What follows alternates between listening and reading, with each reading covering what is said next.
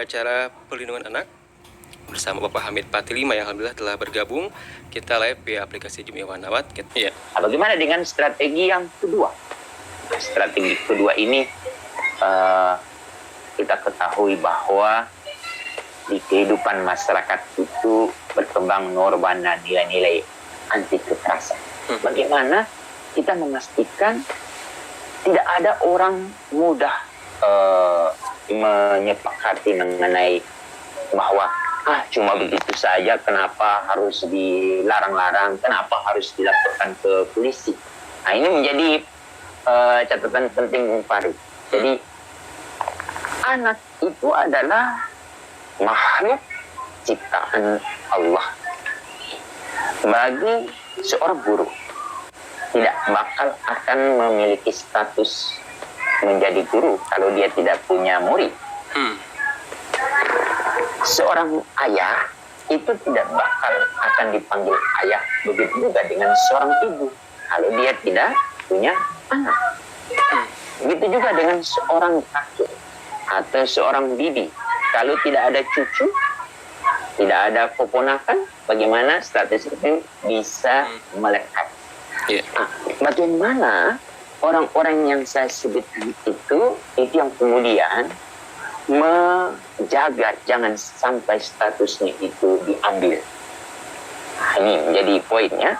Jadi intinya adalah norma-norma yang ada di masyarakat kalau masih ada pembenaran terkait dengan cuma begitu saja, kalau bisa sekarang kita rubah bahwa anak itu dia memiliki harkat dan martabat untuk selalu dilindungi dan jangan sampai dia mengalami kekerasan.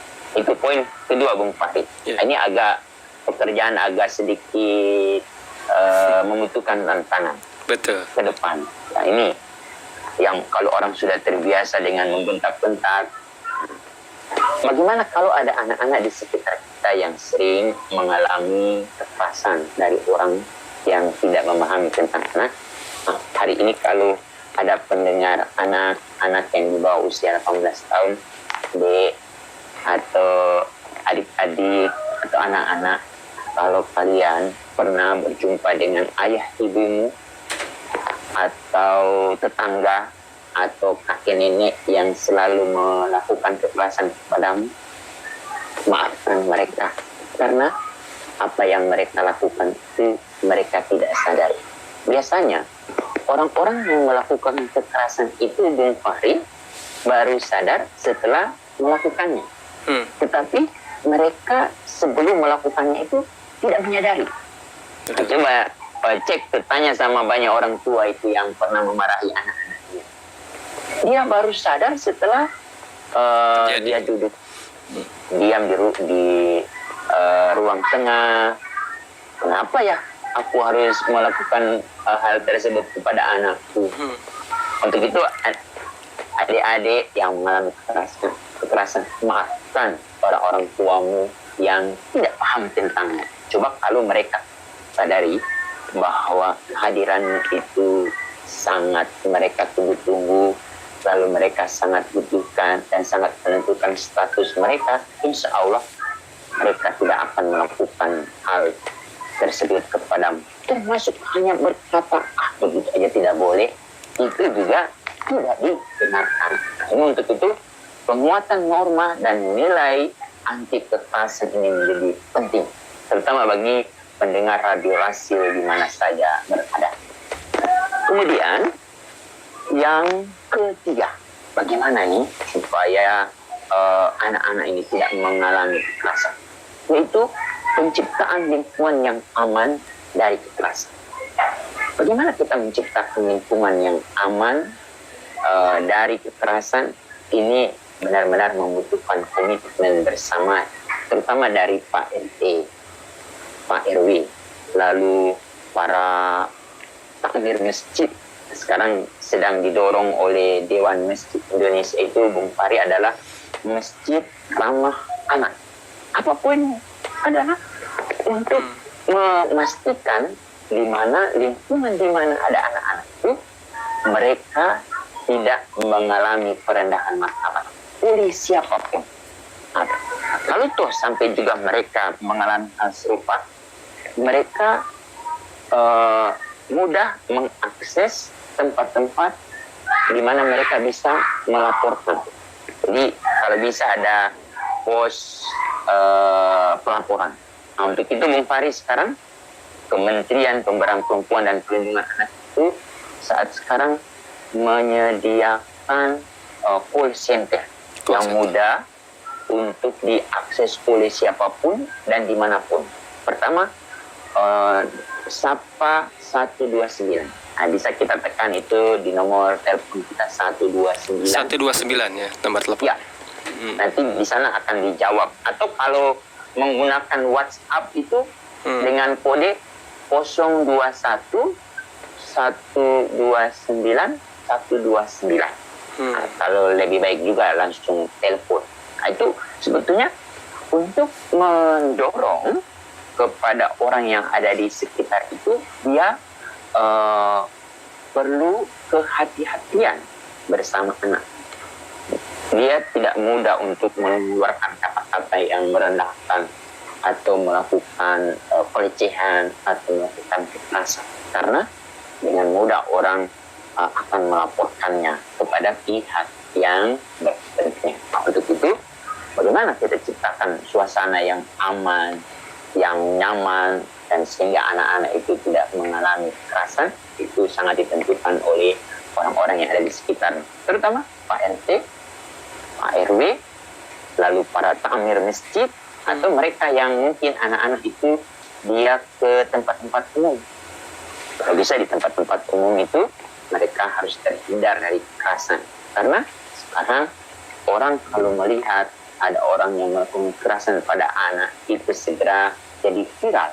Karena begitu pedulinya orang-orang yang ada di sekitar anak-anak itu untuk memastikan jangan sampai ada anak mengalami kekerasan. Jadi itu para pendengar Radio Rasil, kalau kita masih melihat ada orang yang melakukan kekerasan, ya coba kita proaktif agar ada rasa penjeraan atau rasa takut orang dewasa untuk tidak melakukan kekerasan pada anak. Jadi kalau mereka melakukan kekerasan, insya Allah dilaporkan ke manapun. Apalagi kalau sampai viral, Bung Fahri, teman-teman dari kepolisian, terutama yang ada dari cyber itu segera turun tangan. Untuk itu, ini menjadi strategi yang sangat jitu adalah penciptaan lingkungan yang aman dari kekerasan. Itu yang ketiga. Bagaimana dengan yang keempat? Nah, yang keempat ini sebetulnya sangat prinsip, di mana ayah ibu sebagai pendidik pertama dan utama ini perlu harus dikuatkan kualitas pengasuhannya, dan ini juga mereka harus didukung dengan ketersediaan dukungan bagi orang tua sebagai pengasuh. Untuk itu sekarang Bung Fahri, hampir di setiap kabupaten kota itu ada namanya Puspaga, Pusat Pembelajaran Keluarga, yang juga kita pernah bahas di radio ya. Betul. Nah, di sana kalau ada orang tua yang masih emosional, masih mudah melakukan kekerasan, kalau bisa manfaatkan fasilitas itu, atau kalau jauh terakses, kita ke masjid atau kita ke kantor KUA. Di sana ada mitra KUA itu BP4. Di sana ada badan penyuluh perkawinan. Tapi badan itu kadang-kadang disalah mengerti, dipikir kalau orang ke sana itu hanya dua hal, menikah atau mau bercerai. Padahal sekarang KUA itu selain untuk urusan wakaf, juga urusan konsultasi. Karena di sana Bung Fahri ada 8 penyuluh agama yang sudah digaji oleh negara melalui Kementerian Agama. Tetapi banyak masyarakat yang tidak banyak memanfaatkan, memfungsikan para penyuluh agama. Nah, kenapa tidak kita datang ke sana, minta informasi informasi atau sharing pengetahuan, apalagi bagi orang yang suka menikahkan yang ada di KUA itu kan suka menyuluh. Kan ada sebelum akad nikah dituntun oleh dari KUA atau administrasinya kan ada juga ceramah-ceramah sedikit tentang jangan sampai melakukan kekerasan. Di sini penguatan menjadi penting. Lalu kalau kita melihat ada orang yang melakukan kekerasan kepada anak agar anak ini terselamatkan dan juga pelaku juga itu segera terselamatkan, kita bisa menghubungi IPTD PPA di kabupaten kota di mana kita tinggal. Tinggal kita cek di tempat-tempat radio bersiaran, fasilitas-fasilitas itu sudah ada. Karena saya baru selesai evaluasi Kabupaten Kota Layak Anak mereka itu. Ini menjadi poin penting. Lalu yang kelima, apa ini strategi kelima untuk penghapusan kekerasan terhadap anak? Ini yang menjadi poin penting adalah Bung Farid.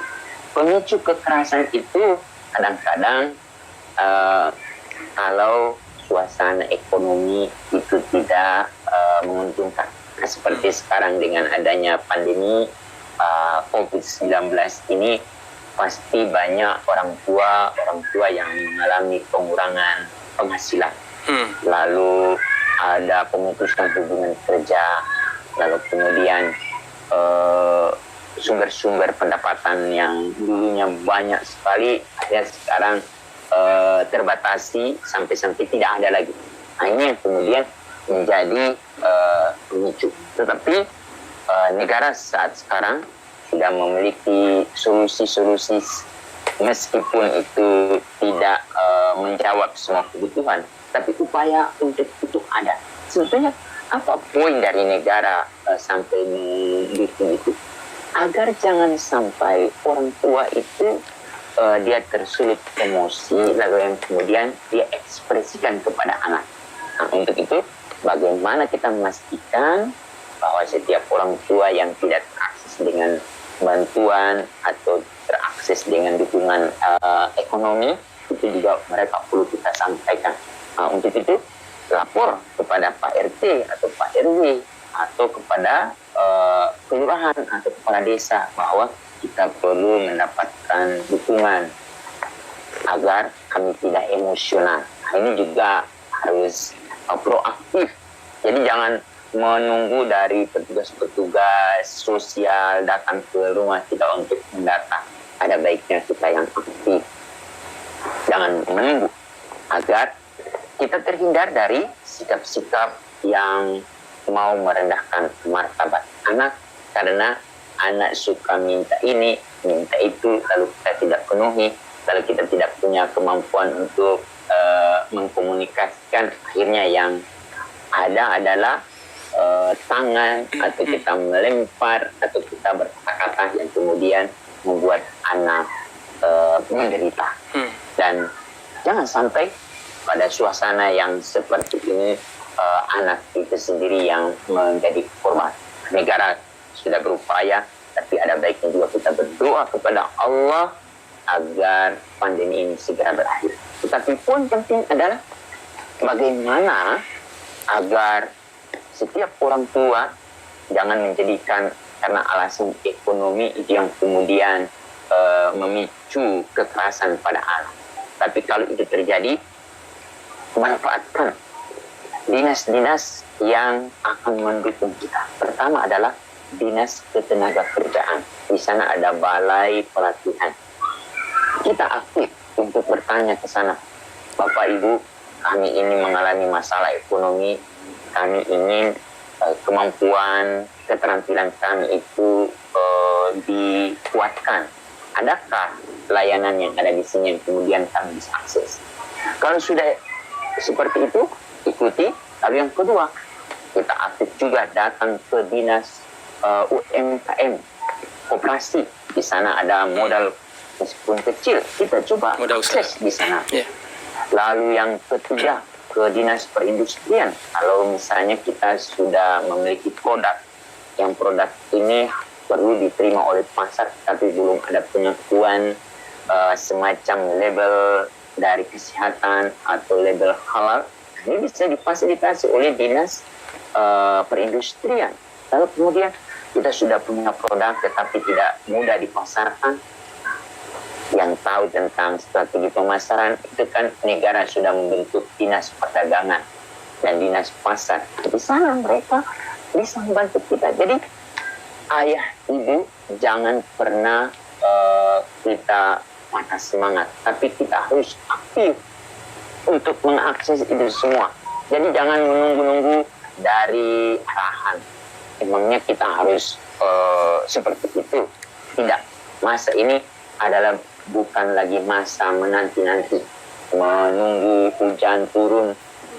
Bagaimana kalau hujan itu tidak turun? Kita datangi itu hujan supaya dia turun. Nah, begitu juga dengan cara ini. Lalu yang kemudian, kita sudah punya produk pemasaran supaya lebih laku. Ada dinas pariwisata. Di dinas pariwisata itu kan mereka punya showroom, lalu kemudian mereka punya destinasi wisata. Mungkin produk kita kalau sudah mendapat izin dari dinas perindustrian, lalu ada pengakuan dari dinas kesehatan, ini kan menjadi satu hal yang penting. Ini ayahanda dan bunda menjadi strategi yang kelima yang perlu kita pastikan, jangan sampai kita mengalami masalah ekonomi, lalu karena itu kita melakukan kekerasan kepada anak-anak. Jangan sampai. Lalu yang keenam, yang keenam ini Bung Fahri, bagi anak-anak yang sudah mengalami kekerasan. Bagaimana? Jangan sampai anak-anak yang mengalami kekerasan ini dia tidak tertangani, sehingga nanti akhirnya kalau dia tidak tertangani secara medis, secara sosial, secara psikologis, dan para pelaku itu tidak ditindak oleh penegak hukum, itu kan mengakibatkan daur ulang kekerasan. Nah, untuk itu strategi keenam ini adalah bagaimana memastikan para korban ini terakses ke layanan yang disediakan oleh pemerintah. Nah, kalau untuk kesehatan, di puskesmas itu di sebagian sudah ada layanan mampu tata laksana kekerasan terhadap anak. Kalau kita datang ke rumah sakit, misalnya Bayangkara, di sana mereka sudah punya pusat pelayanan terpadu. Ada juga layanan crisis center. Mereka nanti akan segera menangani anak-anak yang mengalami kekerasan. Lalu anak-anak ini juga dia butuh reintegrasi sosial, pemulihan rehabilitasi sosial. Ada di dinas sosial, di sana ada pekerja sosial yang siap membantu. Itu semua sebetulnya Bung Fahri, kalau sejak dari awal setiap orang tua itu memiliki nomor kontak ke UPTD PPA, insya Allah layanan-layanan itu dengan mudah akan terakses. Bagi pelaku, ini benar-benar teman-teman dari kepolisian, mereka benar-benar tegas untuk memproses orang-orang yang merendahkan martabat anak. Karena itu menjadi salah satu tugas mereka untuk menegakkan agar marwah anak itu benar-benar dihargai, dan para pelaku harus disadarkan jangan sampai mereka mengulangi perbuatan tersebut. Lalu yang terakhir, ini strategi yang menjadi penting Bung Fahri, adalah strategi ketujuh, yaitu meskipun kita sudah uraikan panjang lebar dari strategi 1 sampai strategi 6, tetapi kuncinya ada di yang ketujuh ini. Apa itu? Pada anak itu sendiri. Apa yang harus kita lakukan kepada anak itu sendiri? Sejak dari awal, dia kalau bisa sebelum lahir itu kita sudah training bagaimana anak menghadapi kalau ada orang yang mau melakukan kekerasan kepadamu. Salah satunya bullying. Latih mereka, sampaikan kepada anak-anak kita yang mengalami kekerasan. Nah, kalau kamu mengalami kekerasan, jangan dibawa ke hati, jangan direkam di perasaan, karena jangan baperan, karena mereka yang melakukan kekerasan itu tidak mengenalmu secara utuh, bahwa kamu adalah makhluk ciptaan Allah. Coba kalau sejak dari awal orang-orang yang melakukan kekerasan itu sudah mengetahui bahwa kamu adalah ciptaan Allah, mereka tidak berani. Karena kalau mereka merendahkan ciptaan Allah, itu berarti mereka merendahkan martabat manusia. Berarti mereka menentang Allah. Kita ambil contoh yang Fahri.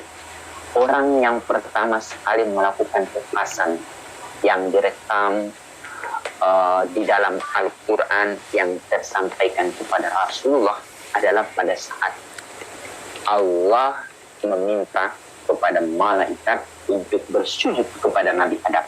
Ada satu orang yang tidak bersujud, yang kemudian belakangan kita ketahui adalah setan, yaitu dia berkata, aku diciptakan dari api, sedangkan Nabi Adam diciptakan dari tanah. Tidak sudi. Di situ itu kekerasan, Bung Farid. Yeah. Kekerasan yang kemudian belakangan kita kenal menjadi istilah diskriminasi. Berkata begitu saja kepada makhluk ciptaan Allah, kita bisa diusir dari surga. Apalagi sampai ayunkan tangan sampai mengeluarkan darah dan kemudian membuat orang itu sedih. Untuk itu strategi ke-7 ini adalah bagaimana kita pendidikan kecakapan hidup untuk ketahanan diri anak itu menjadi utama. Jadi ini harus kita sejak dari awal menyampaikan. Nah, kalau ada orang-orang yang ada di sekitarmu yang suka merendahkan, suka melakukan kekerasan, maafkan mereka. Karena sebetulnya mereka sedang memberikan sinyal kepada kita, tolong aku. Ini Bung Farid, mungkin ada pertanyaan atau kita perlu istirahat. Baik, Iwan Awad, tadi ada 7 poin yang disampaikan oleh Pak Hamid Patilima mengenai strategi mengenai penghapusan kekerasan terhadap anak ya Pak Hamid ya. Tentunya perlu dukungan kita semuanya, juga perlu ini semuanya butuh tantangan tersendiri Pak Hamid ya, agar kita bisa tahu nih dari 7 poin ini mengenai apa saja yang akan dilakukan. Dan juga poin yang ketiga ini menarik, mungkin juga ada yang belum tahu tentang call center tadi Pak Hamid ya. Kalau ada kekerasan jadi bisa melapor ke 129. Ini di semua tempat ada ya pengaduan seperti itu Pak Hamid? Itu nanti dia berpusat di Jakarta, tetapi layanan ini terhubung dengan layanan UPTD PPA di seluruh Indonesia. Jadi di jangan semua khawatir. Tempat. Ya. Iya. Baik, dan yang ingin bergabung silakan masih ditunggu di 081119999720. Untuk Anda yang ingin bertanya bergabung silakan di Wan Awad, kami tunggu dan kami akan segera kembali setelah jeda nasid berikut ini.